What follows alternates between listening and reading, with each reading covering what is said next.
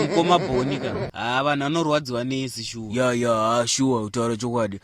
Shuwa vanhu vanorwadziwa nesi. Kuyo mufana Fidelis. Ko ndikunzwa kakunhuhwa kwebhutsu kapanapa. Mati, mukunzwa kunhuhwa kwebhutsu? But ukanyarara hazvisi kunzwika. Shuwa kani mfana uchiko. Kumfana ungachiti chiko. Chaura nyaya yako kamfana uchiko paya. Ungachiti chiko paya. Mukoma bhonika. Siyana neni mimi. Ko Fidelis ko chiko mfana wangu. Chiko, matumwa here mimi. Siyana neni mani. Yo mfana wako kutisa chimunya manje.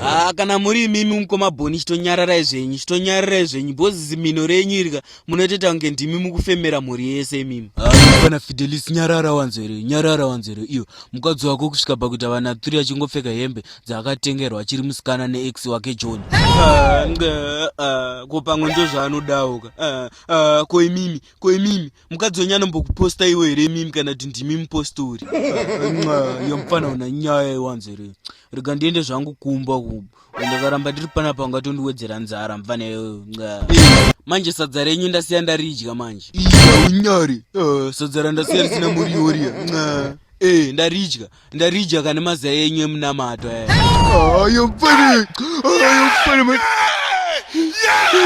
Hey guys, don't forget to subscribe. Hey guys, damwone soka mfirst boni yangu Prudence, no mfana wangu wana Ieni, no Rest na Progi, na Makule Martini, na Shepard, na Robert.